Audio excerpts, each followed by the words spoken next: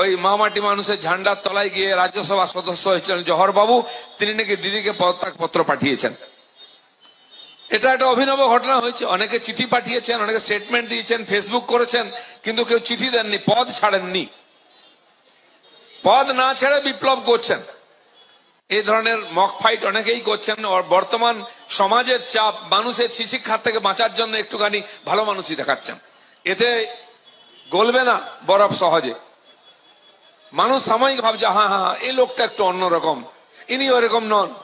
অথচ ওই লোকটা 25 বছর, 30 বছর, 40 বছর ওই পার্টি থেকে সব সুবিধা নিয়েছে, এই অন্যায় অত্যাচার সব দেখেছে, সরকারি এবং পার্টির বিভিন্ন কমিটিতে থেকেছে, মানুষের অভিযোগও পেয়েছে, কিন্তু কখনো মুখ খোলেনি, কারণ ওই সুবিধাটা চলে যাবে।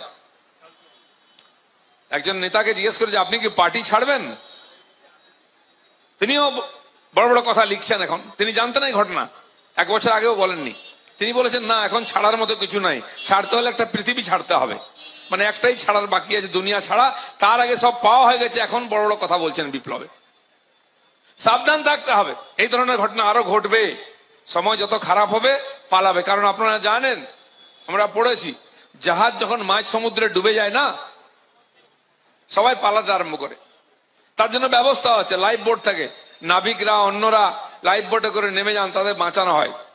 খালি যে ক্যাপ্টেন থাকে সে নাকি জাহাজ ছেড়ে পালায় না, সে জাহাজের সলিল সমাধি তার হয়।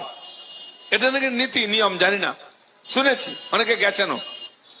আর প্রথম মানুষ পালায়, তারপরে জাহাজেতে প্রচুর ইঁদুর থাকে। আপনারা, আমি জানি না জলের জাহাজে কেউ চড়েছেন কিনা, আমার বহুদিন অভিজ্ঞতা হয়েছে আন্দামান যাওয়ার। 4 দিন লাগতো এখান থেকে, খিদিরপুর থেকে।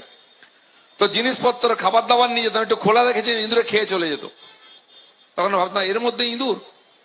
শেষ পর্যন্ত সেই ইঁদুরও নাকি জাহাজ ছেড়ে লাফ মেরে দেয় জলে, যখন ডুবতে থাকে জাহাজ। তখন মানুষ পালানো শুরু হয়ে গেছে। তাপস দাদের মতো মানুষরা ছিলেন, তারা আগে বুঝতে পেরেছেন, আগেই চলে এসছেন। এখন ইঁদুররা পালাচ্ছে, আরো অনেক ইঁদুর দেখবেন ঝপ ঝপ লাভ মারছে, অনেকে জায়গা খুঁজছে কোথা থেকে জাম মারছে। তার মানে জাহাজ ডুবছে, এটা বোঝা যাচ্ছে এই যে পলায়ন শুরু হয়ে গেছে। কিন্তু জাহাজের যিনি ক্যাপ্টেন, তার কি হবে? তিনি কি জলে ডুববেন না সাঁতার কাটবেন? এই প্রশ্নটা সবার কাছে থাকলো। আমরা আশা করব ক্যাপ্টেন তার দায়িত্ব পালন, তিনি যেন স্টিয়ারিংটা ছেড়ে না আসেন, তাহলে বাংলাটা বেঁচে যায়।